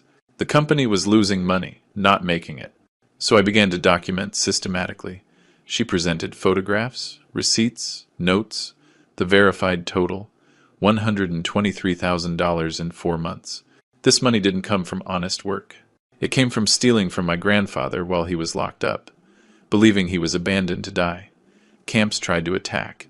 Miss Carter, isn't it true that your grandfather promised you a substantial inheritance if you testified against your father? Sarah looked at him directly. My grandfather offered me unconditional support because he always has. I am testifying against my father not for money, stormed out of the coffee shop, leaving the box of pastries and the tray of unmade coffees behind. I am a psychology He didn't want them student. anymore. I understand The gesture of manipulation, generosity abuse had of become a power, badge of shame. and financial violence He against rode the vulnerable. elevator up to his My office father on the committed 30th all of those floor. acts. His jaw clenched Finally, so they tight called it me to the ached. stand. His office I was a walked corner slowly, suite with glass aware of every walls of gaze. fishbowl. I swore to tell the truth, sitting in front of Judge Martinez. Prosecutor Romero asked, Mr. Carter, describe in your own words the events of the 17th of March 2024. I took a deep breath.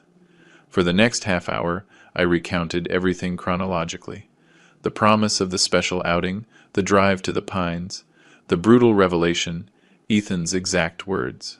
You're worthless now. You are human waste that contaminates my life. The stripping of my belongings, the confinement, the complete isolation. At any time, did you request or consent to this admission? The prosecutor asked. Never. It was a premeditated kidnapping. My son planned every detail to get rid of me while he stole my estate. Camps tried to discredit. Mr. Carter, isn't it true that you were suffering from episodes of confusion, that you were forgetting important things? Counselor. I am 72 years old. I occasionally forget where I left my keys. That does not constitute dementia. I can recite from memory my 50 most important engineering projects. Exact dates, budgets, technical specifications. Would you like me to demonstrate? Judge Martinez almost smiled. That will not be necessary, Mr. Carter. I presented the medical opinions of 3 independent doctors, all confirming my full mental capacity. Dr. Alice Mendoza, my doctor of 18 years, testified that my last cognitive exams, in February, showed excellent function. When Ethan was finally called to testify, his lawyer tried to have him remain silent, invoking his right not to self-incriminate. The judge allowed the silence but ordered, the defendant may choose not to testify, but the court notes his silence and will consider it when evaluating the evidence presented. Ethan stood up briefly, looked toward where I was, and for the first time in months, I saw tears rolling down his cheeks. He opened his mouth as if wanting to speak, but Camps pulled him by the arm, seating him again. Judge Martinez reviewed her notes extensively. Finally, she spoke. The evidence presented by the prosecution is overwhelming and consistent. Multiple testimonies, forensic documentation, audio recordings, expert analysis. Everything points to a systematic criminal conspiracy to fraudulently incapacitate Mr. Andrew Carter and appropriate his estate. Given the weight of the evidence, the court orders the continuation of the criminal process. Mr. Ethan Carter will remain on conditional release with a prohibition on leaving the country, an obligation to report weekly Alicia to the smiled authorities, faintly. and an And what you absolute didn't tell restraining him order of was that you had 500 bought the meters from entire his father. building 3 years The trial prior. hearing is set for It was an November 3rd. undervalued asset Court in a is adjourned. neighborhood that was about The to gavel gentrify. strike echoed in the silent room. I left the courthouse surrounded by Evan and Jake. Sarah Of hugged his me on the world steps. had just been "We did it, violently Grandpa. ripped away. We did it. If I the loss corrected, of his kissing car her on forehead. Monday was the first Ethan came out minutes later, surrounded by photographers.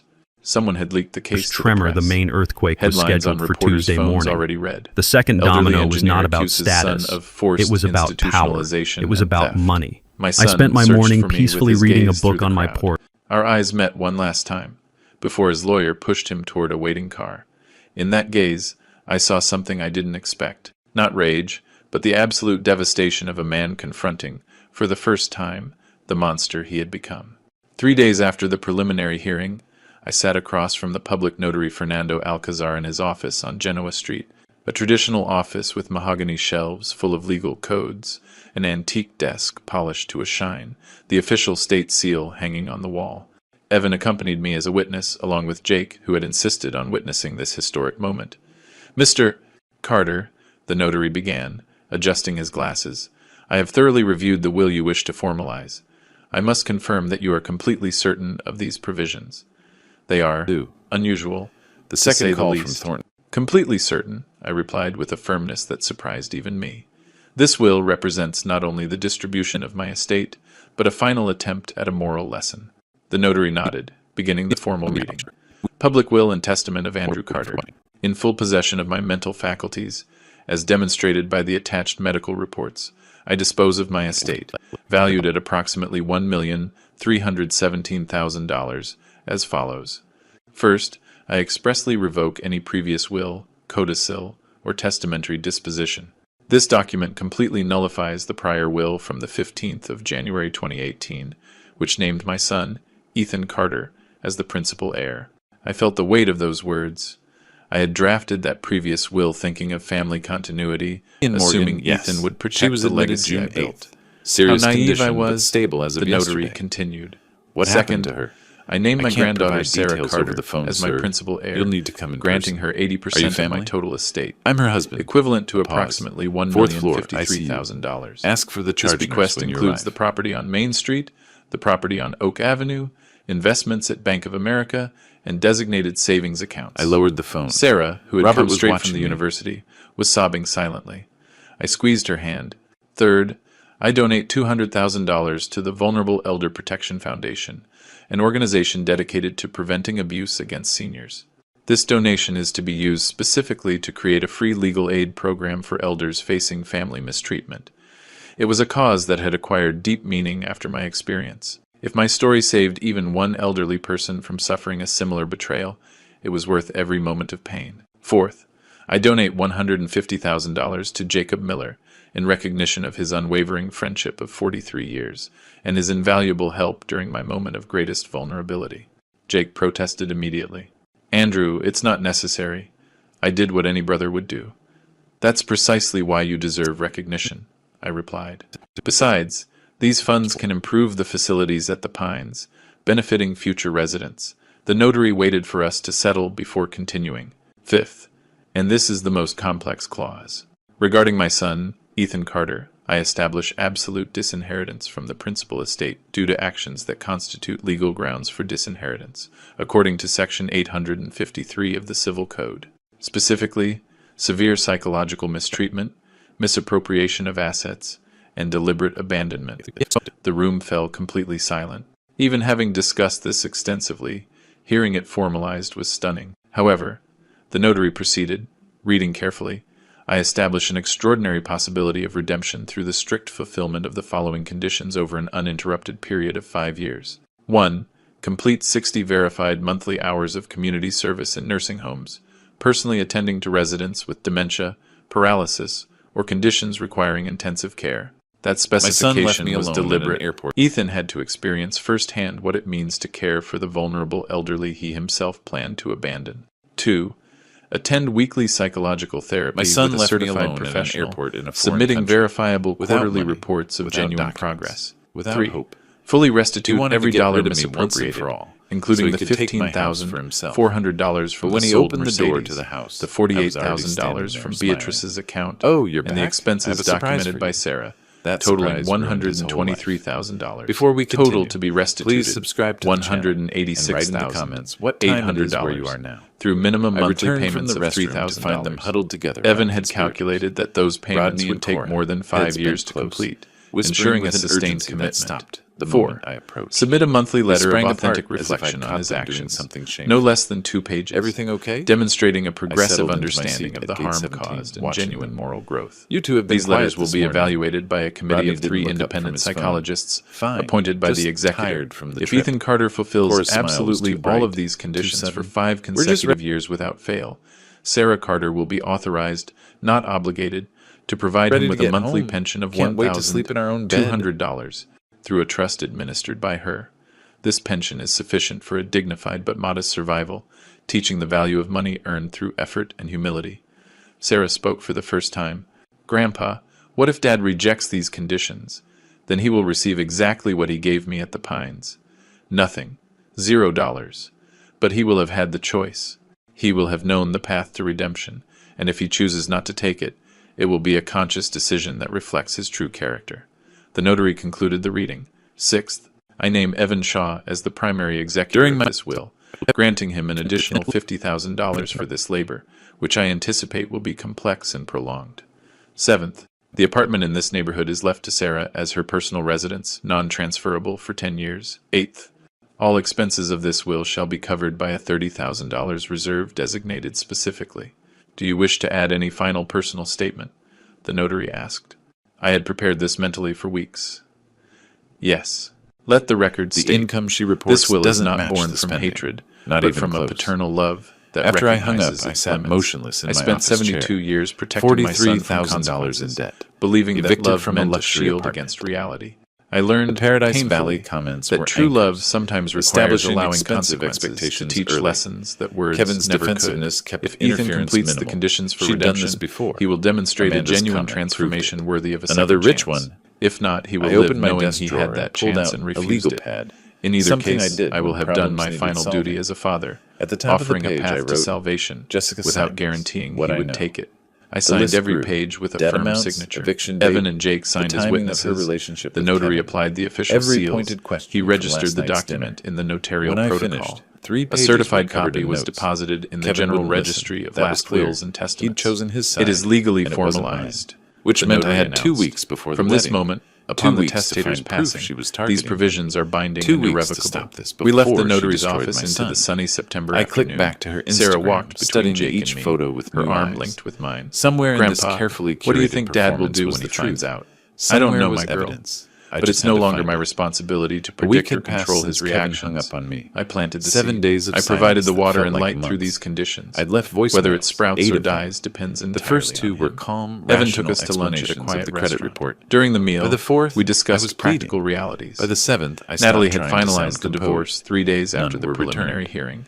Thursday taking half of the afternoon, I remaining drove marital past assets Kevin's and apartment leaving in Ethan with Tempe. significant legal Jessica's debts. white BMW The family sat business in its Ethan parking inherited spot from like a Beatrice territorial was marker. technically bankrupt. I circled the block Creditors twice were before initiating foreclosure proceedings.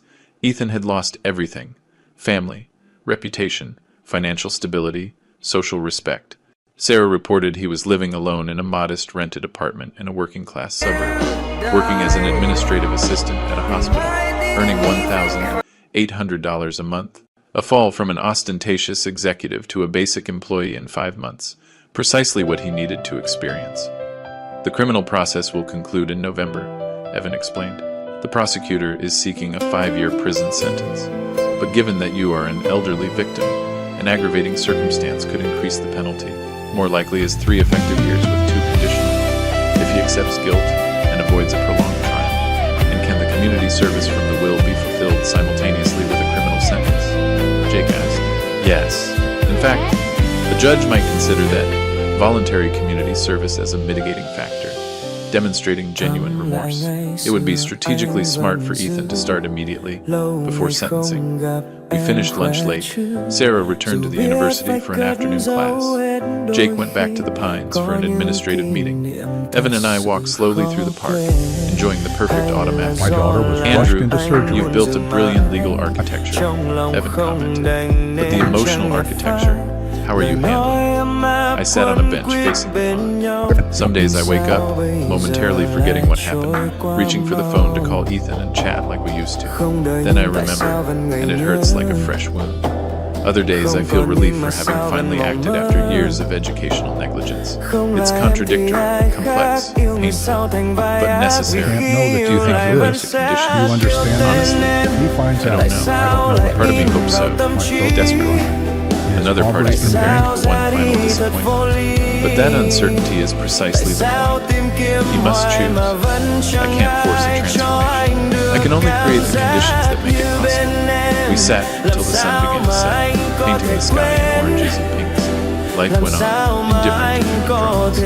And I, for the first time in decades, felt at peace with the decisions I made, regardless of the final outcome. 11 months after that devastating Tuesday in March, when my son abandoned me at the Pines, I sat on the balcony of my apartment, watching February arrive with a cool breeze and clear skies. It was Sunday morning, and the square below was filling with families strolling, old men feeding pigeons, children chasing balls. Ordinary life, beautiful in its simplicity.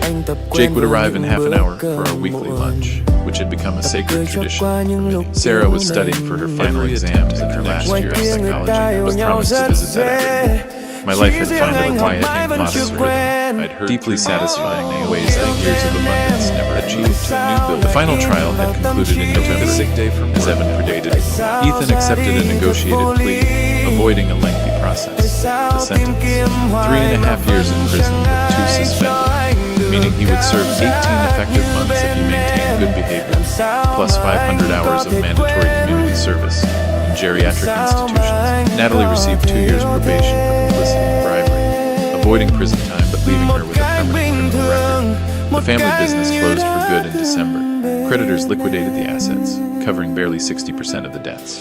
Ethan emerged from that financial shipwreck with nothing but the clothes on his back and the psychological burden of having destroyed his mother's legacy. But something unexpected happened in January that I was still processing emotionally. Sarah called me one afternoon, her voice thick with contained emotion. "Grandpa, I need to tell you something about Dad, but I don't know how you'll react." My heart sped up. "Tell me, Sarah. Whatever it is." I started volunteering at the Our Lady of Pilar Hospice as part of my university practicum. It's a place where patients with advanced Alzheimer's and severe dementia receive palliative care. I work there Tuesdays and Thursdays in the afternoons. And, Grandpa, I found Dad there. I stopped breathing for a moment. "What?" "He's volunteering, Grandpa.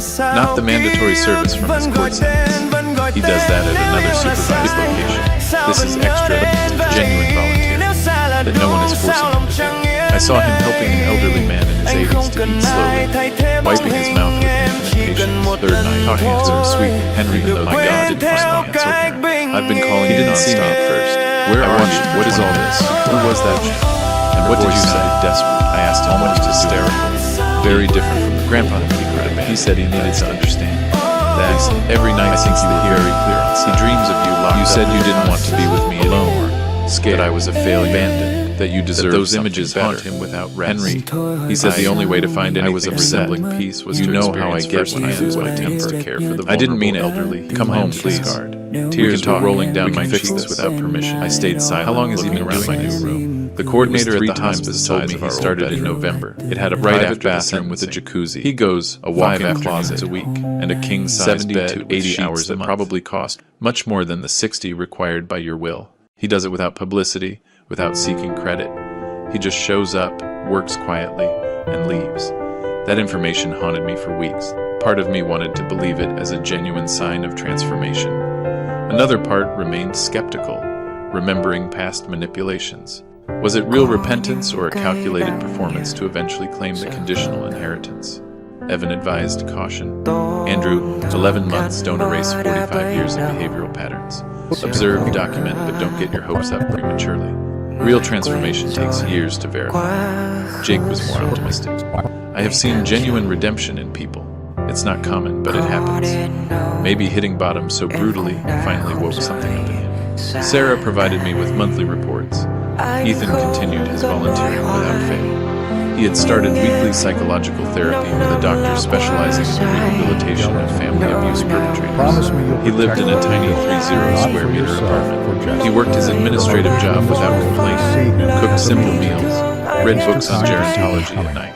He also learned about the will through his lawyer, whom Evan formally contacted. His reaction, according to Sarah, who saw him afterward, was a complete emotional collapse.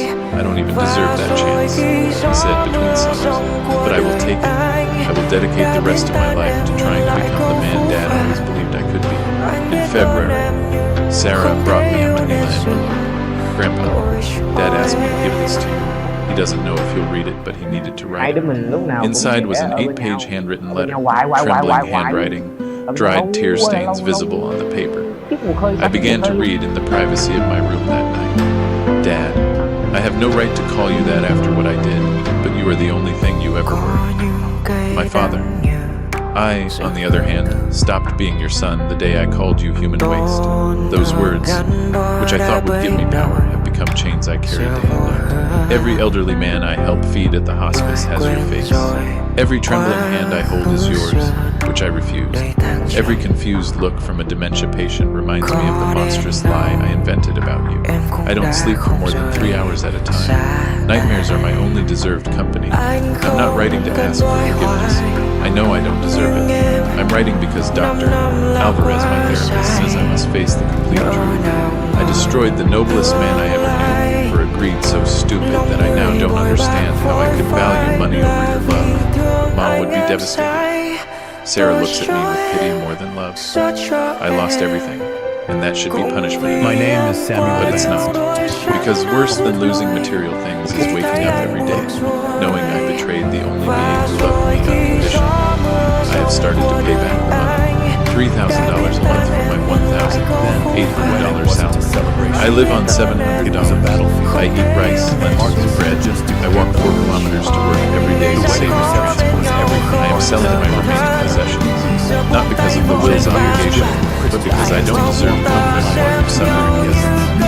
Jake visited the hospice where I volunteered. He saw me from afar. Small orchestra without played in the corner. Sarah told me later. Soft melody. She said he would report to you. I don't know if that matters.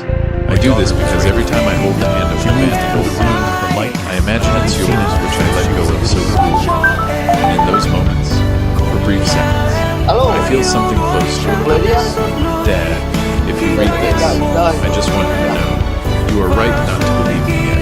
I don't believe you. But I will keep trying every day, for years if necessary, to become someone who maybe, someday far away, deserves to look you in the eye again, without dying of shame. Your son who stopped being one, but begs to be able to earn that title back. Ethan. I folded the letter slowly, placing it in my desk drawer, next to old photographs of Ethan as a The child. hotel manager. I didn't know what to feel. Pain, hope, skepticism, wounded love, all mixed in a tangle, impossible to unravel. When Jake arrived for lunch, I showed him the letter. He read it completely, leaving it on the table with a deep sigh. Andrew, this could be sophisticated manipulation, or it could be a genuine awakening. Only time will tell. I know. But Jake, for the first time in months, I feel something I thought was dead. A microscopic hope that my son is not completely lost. Paula arrived that afternoon with additional news. She had spoken extensively with Dr. Alvarez, Ethan's therapist, who, with her patient's permission, shared her professional perspective. Your father is experiencing what we call a post-traumatic existential crisis. The evidence. The weight of his actions crushed him psychologically. He is in a genuine, painful process of deconstructing his ego and reconstructing his values. I don't guarantee success, but the effort is authentic. The following months continued in a similar pattern. Ethan maintained his job, volunteering, therapy, and restitution payments. No failures, no excuses, no publicity. Paula kept me informed but respected my need for emotional distance. In April, almost a full year since the nightmare began, I received a second letter from Ethan, shorter, more focused. It detailed lessons learned while caring for Don Ricardo, an 7-year-old patient with terminal Alzheimer's, who believed Ethan was his deceased son. I hug him, Dad. I let him call me Michael. I give him the comfort I denied you. And every hug is my penance and my education. That night, for the first time, I considered the possibility of an eventual reconciliation. Not now, maybe not for years. But someday, if Ethan continued on this path, perhaps we could share a coffee in silence. It wouldn't erase the past. I would never forget. But maybe, just maybe, we would find something new, built on the ruins of what was destroyed. I stood up from the balcony as Jake knocked on the door. Life went on, day after day.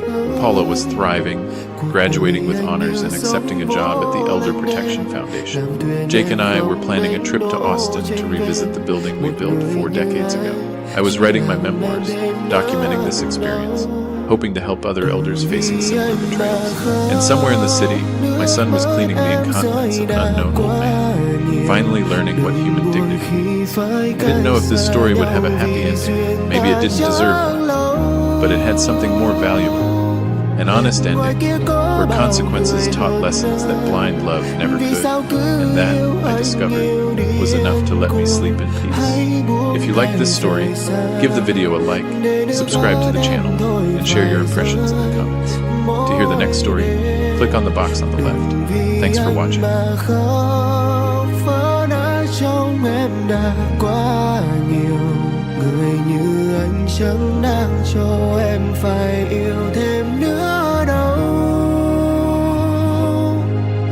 Nhìn em khóc trong lòng anh đâu, vì yêu em mà chẳng thể có em. Dẫu yêu thương vào tim, mình cười để nói ra câu rằng ta chia tay.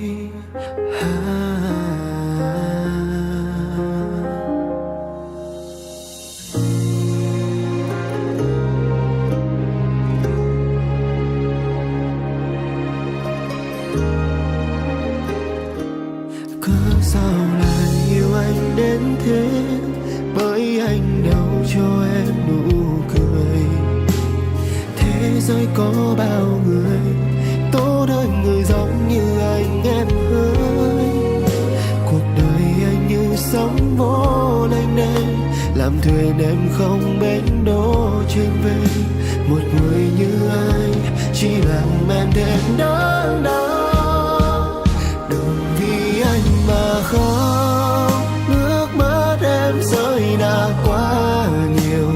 Đừng buồn khi phải cách xa nhau, vì duyên ta chẳng lâu. Ngoài kia có bao người hơn anh, vì sao cứ yêu anh yêu điên cuồng. Hãy buông tay rời xa, để nước mắt em thôi phải rơi mỗi đêm. Đừng vì anh mà khóc, phá đá trong em đã quá nhiều. Người như anh chẳng đáng cho em phải yêu thêm nữa đâu. Nhìn em khóc trong lòng anh đau, vì yêu em mà chẳng thể có em. Dẫu yêu thương vào tim, mỉm cười để nói ra câu rằng ta đừng yêu nữa em ơi. Đường dài phía trước, ta không cùng chung lối đi. Yêu đôi để ai xem anh quên anh mà sao.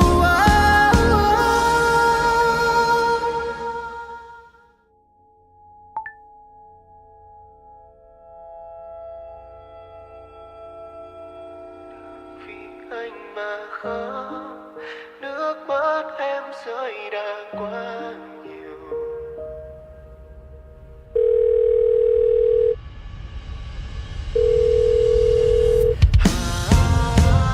Đừng vì anh mà khóc, vỡ đá trong em đã quá nhiều.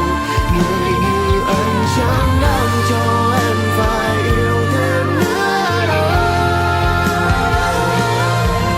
Nhìn em khóc trong lòng anh đau, vì yêu em mà chẳng thể có em. Dẫu yêu thương vào tim, mỉm cười để nói ra câu rằng ta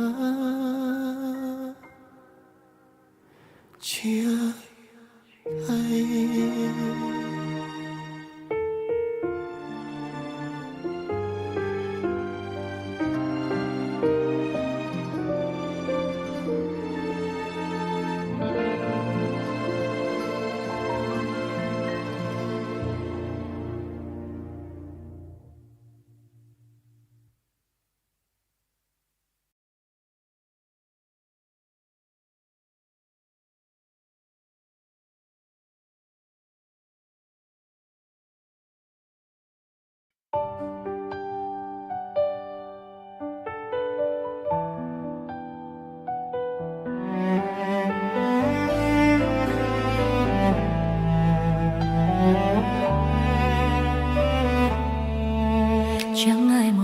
sẽ chết vì đã từng yêu hết con tim. Chẳng ai lại muốn kết thúc khi lại đang hạnh phúc bên nhau.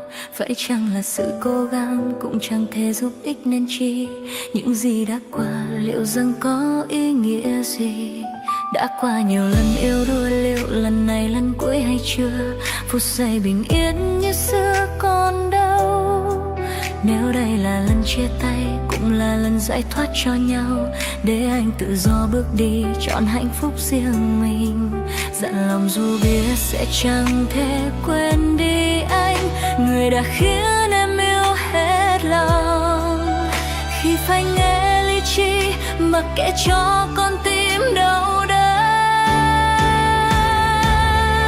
Chính em đã không biết cách yêu anh, để anh phải buồn nhiều lần, giọt lệ vẫn cứ tràn mi. Cũng đã đến lúc phải nên kết thúc rồi đi đúng lúc. Cũng do em quá yêu anh nhưng yêu không đúng cách, chính em cũng cảm nhận được chẳng thể nào tiếp tục lo. Dẫu như thế nào, dẫu có ra sao, chẳng thể ở lại bên nhau.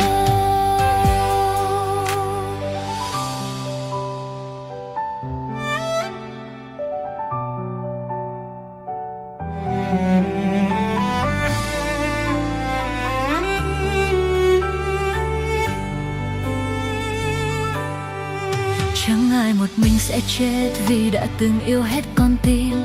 Chẳng ai lại muốn kết thúc khi lại đang hạnh phúc bên nhau. Phải chăng là sự cố gắng cũng chẳng thể giúp ích nên chi? Những gì đã qua liệu rằng có ý nghĩa gì? Đã qua nhiều lần yêu đuối, liệu lần này lần cuối hay chưa? Phút giây bình yên như xưa còn đâu? Nếu đây là lần chia tay, cũng là lần giải thoát cho nhau, để anh tự do bước đi, chọn hạnh phúc riêng mình. Dặn lòng dù biết sẽ chẳng thể quên đi anh, người đã khiến em yêu hết lòng. Khi phải nghe lý trí, mặc kệ cho con tim đau đớn.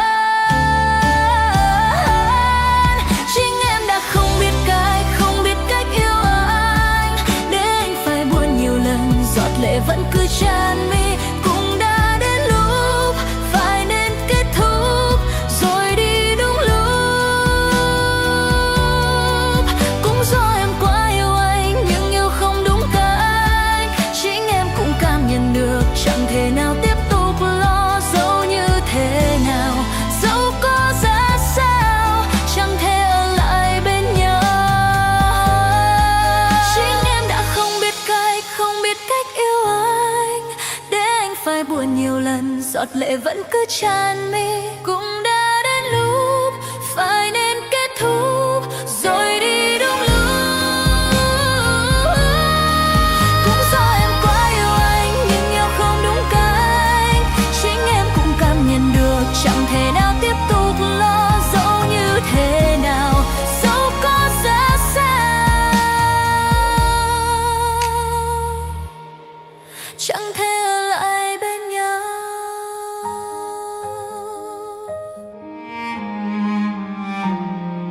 Chính đã không biết cách yêu ai.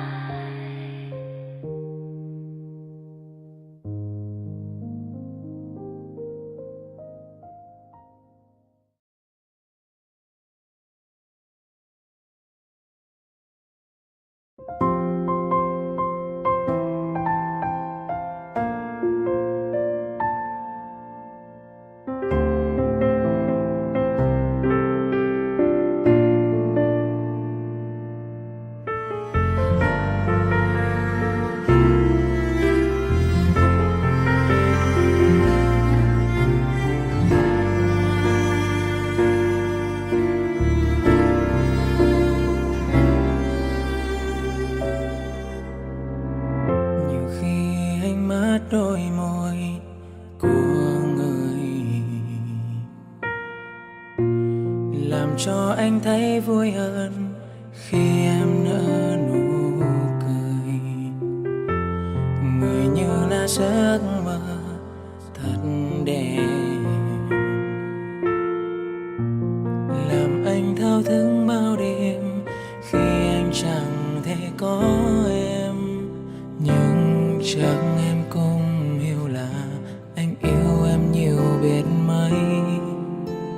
sao đôi tay của anh chẳng thể phơi lấy, nhưng vẫn ấm áp trong lòng khi vẫn cạnh bên em, cùng em đi qua tháng năm đau đời, dù sang đau đớn khi chẳng có em. Phải giấu hết những yếu đuối mỗi khi cạnh bên em, mà cho những nỗi nhớ em cồn cào mỗi đêm. Anh thao thức tình yêu đơn phương đôi khi là kỳ, vì con tim chưa bao giờ nghe theo lý trí. Cứ yêu cớ thương dù biết nhưng vẫn vương chẳng được đến đã bao giờ. Sẽ giữ mãi những ký ức ngọt ngào em trao, để sớm thức giấc vẫn vui vì mình có ai để mà thương nhớ. Mình anh yêu thôi chắc cũng đủ rồi, mà trái ấy của tôi xin mãi trên môi. Chắc em sẽ vui và anh cũng sẽ vui khi ta mãi bên nhau.